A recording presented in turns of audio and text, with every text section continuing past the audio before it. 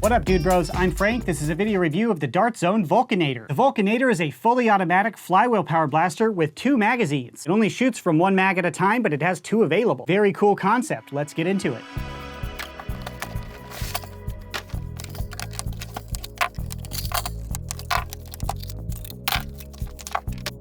Included is the blaster, disassembled, stock, 2 magazines, sight, darts, and instructions.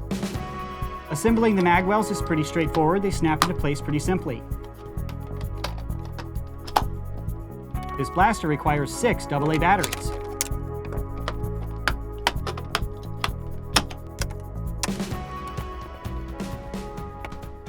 External overview of the Vulcanator, starting up at the front. There's no in-strike barrel lug, but below the muzzle is a nice comfy grip for your front hand. It doesn't move or operate, it's just a comfortable place for your front hand. And up top, running along the entire blaster, is a Dart Zone tack rail right here, attached to which I have the included optic. This is a removable rail attachment compatible with the Dart Zone tack rails, and it even has another tack rail up top, so you can put scope on top of scope on top of scope if you want. The more scopes, the more accuracy, right? No magnification, no glass, but it does have plastic crosshairs inside, and that can slide on there just like normal rail attachments. Moving back to the mag wells, which is the most unique part of this blaster. To remove the magazines, you strike the mag release, which is in the front like this, and you can pull them both out. The included magazines hold 12 full-length Nerf darts each, but the mag wells are compatible with every Nerf brand magazine that I tried, including the drums. So if you wanted a higher capacity, you got it. However, there's a serious problem when you use heavy magazines because these mag wells are designed to be removable. I think they made them removable so you can make the blaster slimmer for storage purposes, but they are super weak and super easy to snap off. So it is compatible with heavy, bulky magazines, but if you barely thrash the blaster,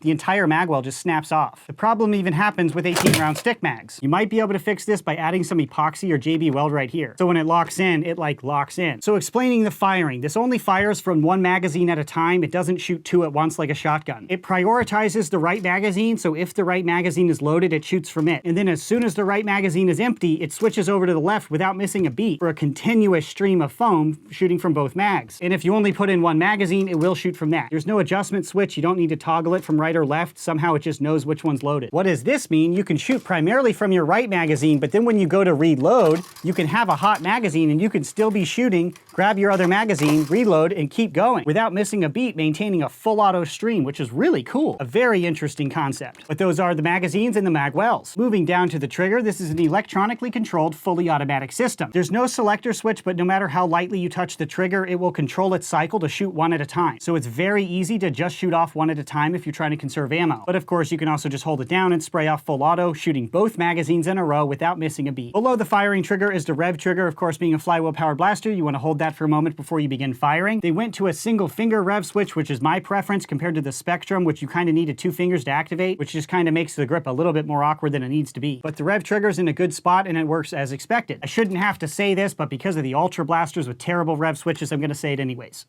Now down to the grip. Overall, this is a comfortable grip that's a little bit bigger than other Dart Zone blasters. It is noticeably thicker and more girthy than the Spectrum grip. So if you're like me and you think the Spectrum grip is just a little too small, I think your hands will be more comfortable in this grip. And they put a little bit of texture in the grip, just enough to keep it interesting, not enough to be annoying, like really sharp stippling, which gives it a nice feel and helps just a little bit with controlling the blaster properly. So overall, very good grip that's going to be welcoming to pretty much all hand types. Moving back to the stock, this is a removable stock, and what's that? An in-strike stock attachment point. So if you want to put on your Nerf stocks, you totally can. It's compatible with your Nerf stuff. That's awesome. Thank you, Dart Zone. Keep doing that. Pretty please. So if you don't like the included stock, you can switch it out to something that fits your body type. But the included stock is fixed. It's not adjustable, so it's pretty stable. It's pretty simple and comfortable and solid and a pretty reasonable length. That's an external overview of this blaster. Now I'll show you it firing. Shooting the included Dart Zone chili darts with the included 12-round mags.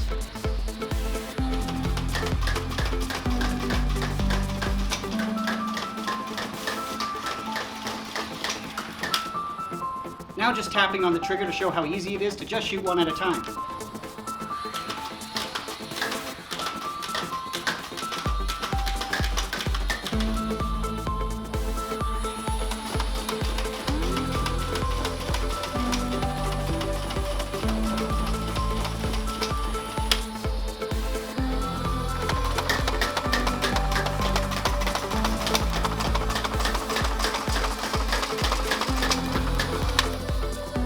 Now shooting a magazine of Elite 2.0 blue darts, followed by Dart Zone wafflehead darts.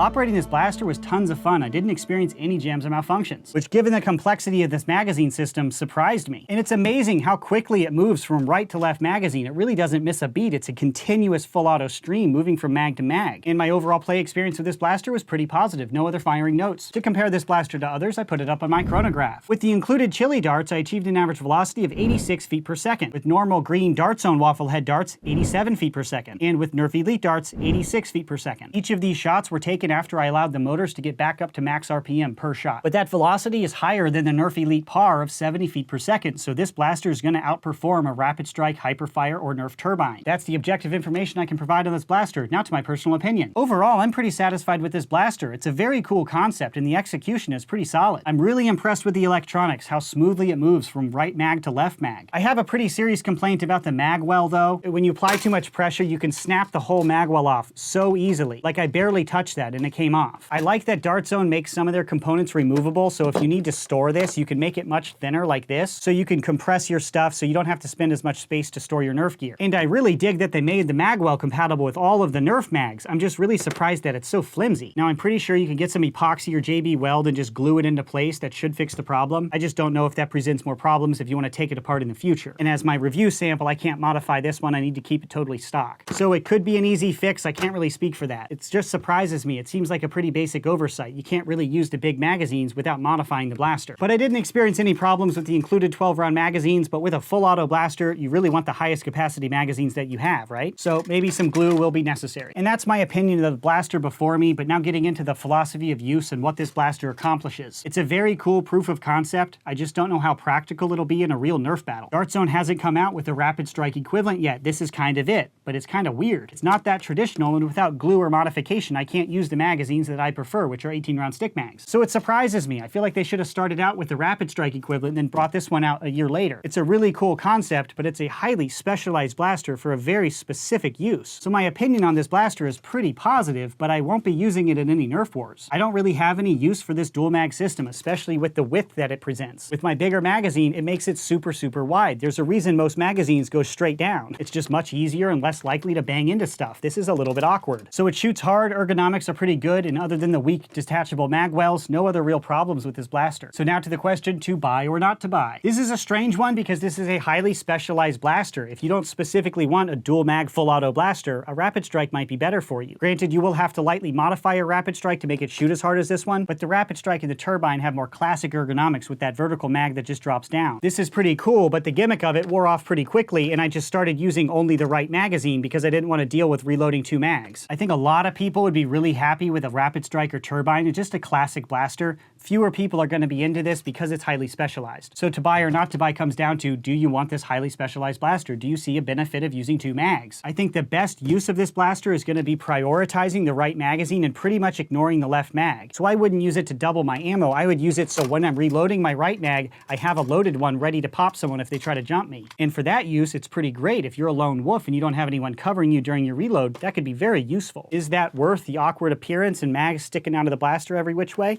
I don't know. That's up for you to decide. But hopefully I've laid out all the information you need to make an educated purchase decision on your own. If you'd like to buy one of these, I'll put a purchase link in the description box below. That's it for this video review. Thanks so much for watching, bros, and as always, stay tactical.